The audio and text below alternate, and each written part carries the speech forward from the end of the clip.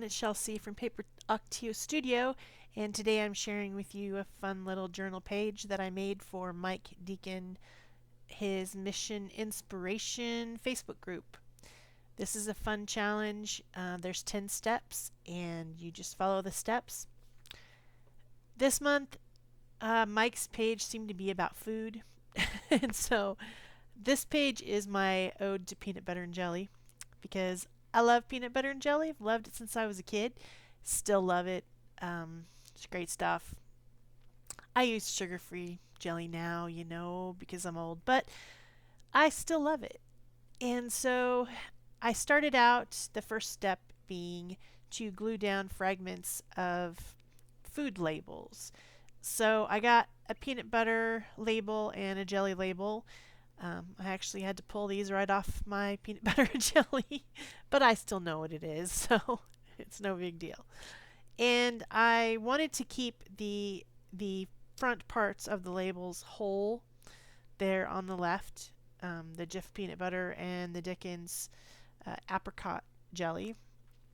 And so I didn't tear those parts up. I just kept them like bigger, and then I tore everything else up and glued it down. The next step is to put a thin layer of gesso all over the page.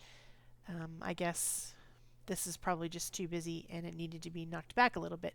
I didn't want to use pure white gesso. I wanted to tint my gesso. So I used a little bit of Doc Martens liquid watercolors in a spring green type color to just tint my gesso a little bit green. And then I'm using a metal palette knife to apply it, just scraping it over the page, which makes a nice thin layer that will dry quickly, because that whole drying thing just really, gets on my nerves. The next thing was to make marks with household items, and I thought it would be funny to use the lids from the peanut butter and jelly, because the whole page is about peanut butter and jelly. And there's even more jokes to come. Peanut butter and jelly. It's going to get even funnier. Okay, maybe just to me. But this brown paint, I'm not sure exactly. It was a light sienna? I don't know.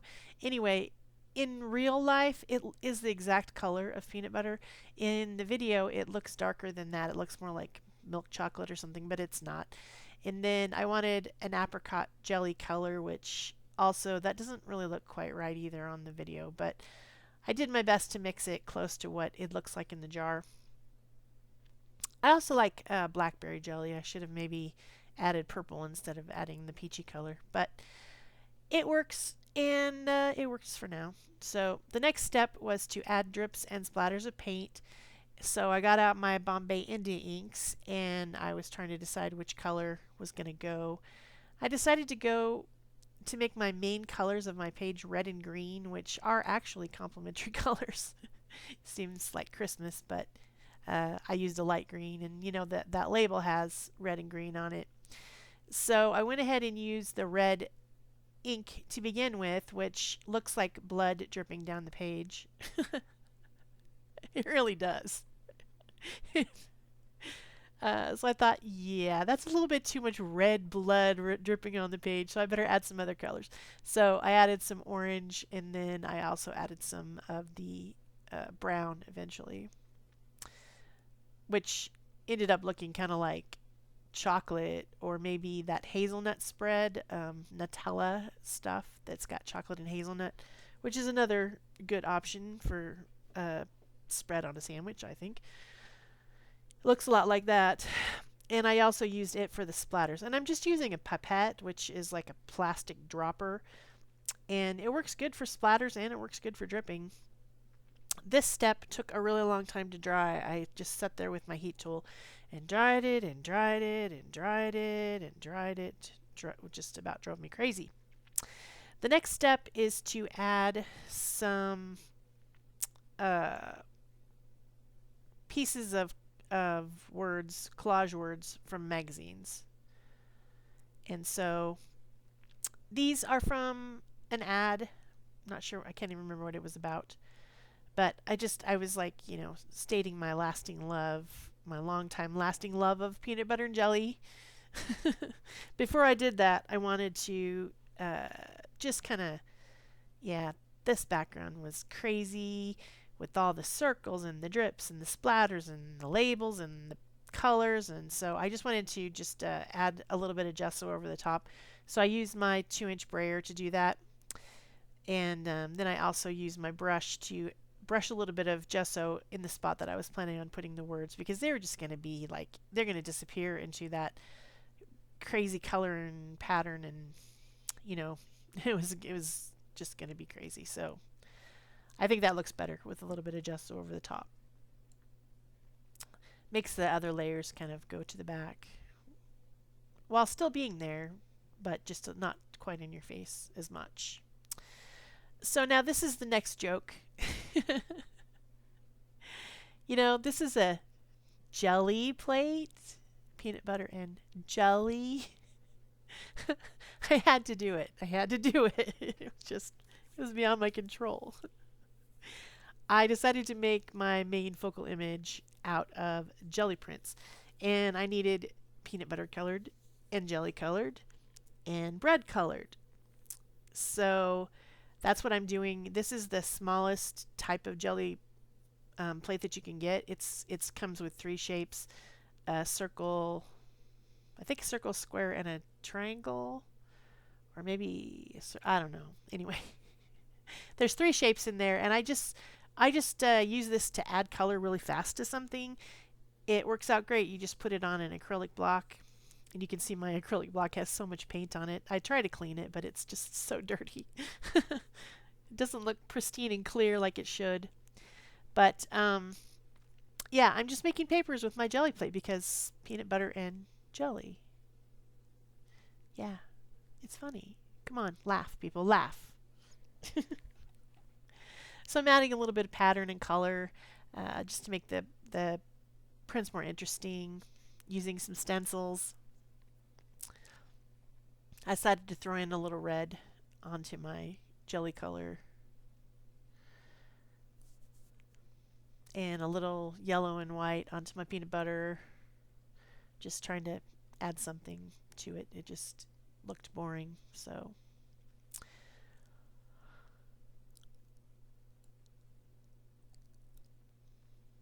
I know this takes a while, but it's fun.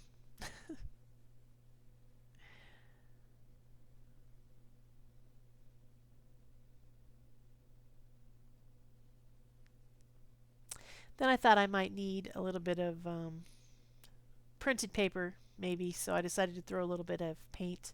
I thought maybe I'd make my bread out of that, but I ended up not.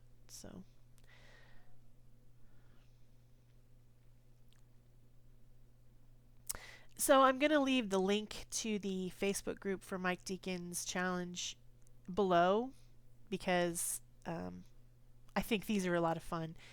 And if you really like this type of challenge, you should try out our Pick a Stick challenge, which I'll also leave the link for that, which we also do 10 steps, but we use the sticks of fate to pick the steps. Then I decided I need a little bit more green on my page to go with my green background. So I made my plate out of a green jelly print that I already had that was on the floor, because that's where they're living right now, is on the floor. I'm sorry that a lot of this is off screen. I did not know that I was. I really need to remember that when I start putting things above me on the desk, like above my workspace on the desk, that I start moving further and further and further down. So that's why that happens. But you can see what I'm doing. I'm creating sandwiches is what I'm doing. And I got out my Distress ink and Vintage Photo just to kind of sponge around the edge of the bread because it looked too blah, I don't know, boring. And I also wanted some delineation between the peanut butter layer and the bread, which they were too close in color. And so that's why I got out the Distress ink.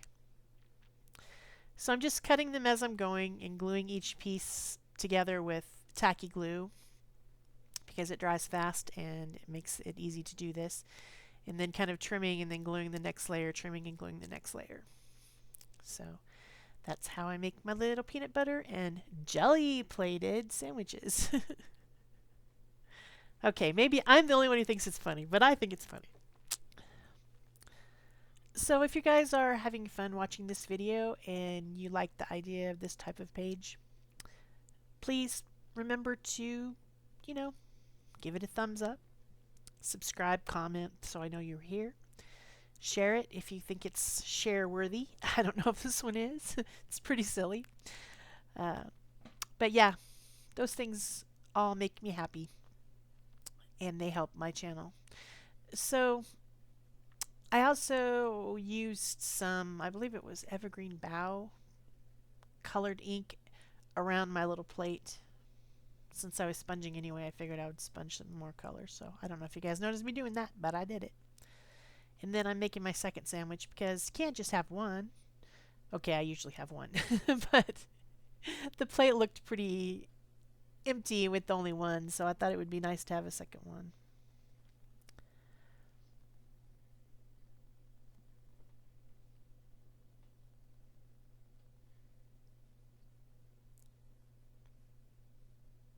There we go. Second sandwich. Alright, time to glue them on. So I'm going to use my paste type matte gel to glue these on, like you do. And putting that on with a plastic spatula. Palette knife, if you want to call it that.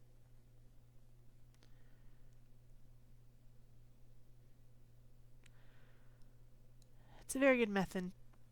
But when I put on, I'm going to put on another focal image because you see it just doesn't look right. There needs to be something in that big blank space. And so I decide that I'm going to look for a girl in this fashion magazine who's sitting down and have her sitting on the sandwiches.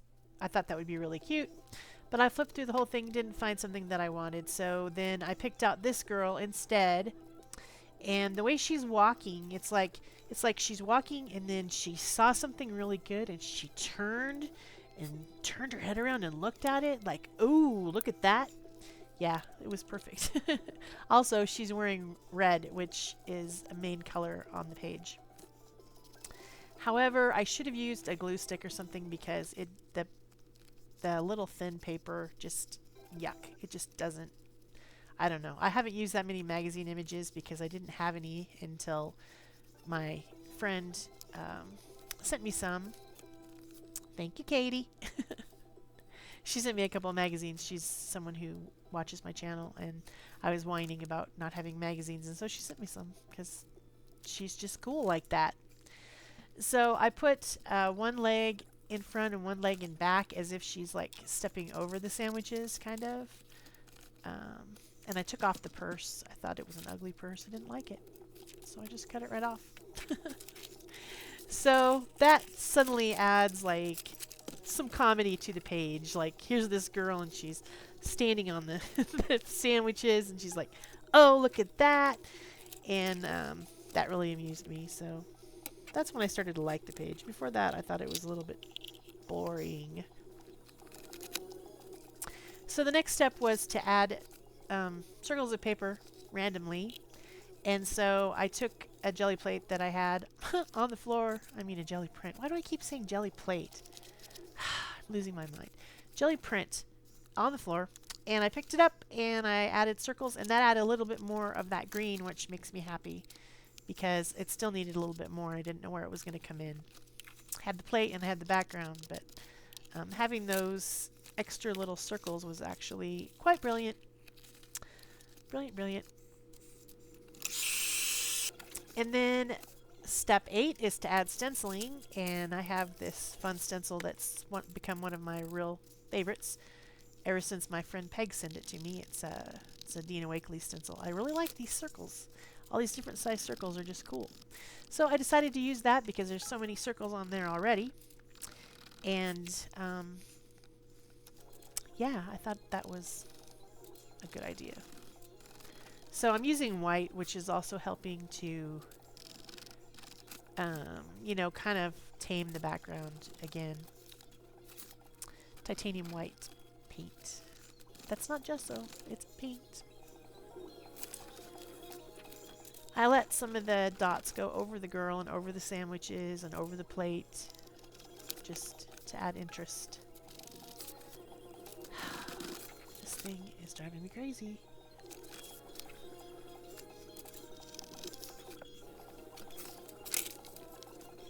It's my phone. It keeps going bling, bling, bling. I had to throw it. It's okay, I only threw it on the bed. It's no big deal. Okay, step 9 is to add stamping, and I found this little heart stamp and some red archival ink, and I'm just adding some hearts because it's all about the love of the sandwiches. Yeah.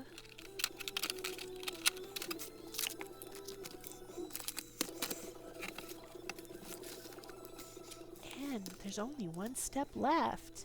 Wow. Almost done.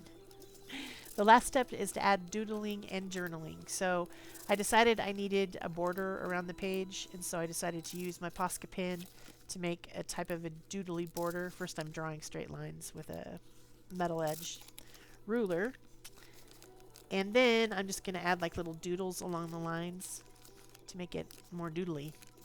Because doodly doodly do, that's why. I don't know why, really. And then I'm just adding scratchy lines around the lasting love words. And I don't think things were dry because I started to ruin my pen, but I think I got it going again. There was something on there that was not dry. Got on my pen. I thought it was a goner. And then just drawing some lines around my sandwiches and around the plate, just to make them stand out a little bit more.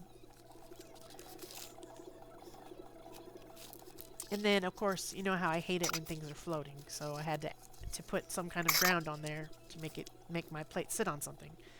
And then I've just got scratchy circles around the scratchy circles and a few little words. Good peanut butter and jelly. Peanuts, peanut butter and jelly. Good peanut butter and jelly. Yay! So, anyway, this was a fun challenge. Thanks, Facebook group, for giving it to me, and Mike Deacon. And that's it for me. Bye-bye.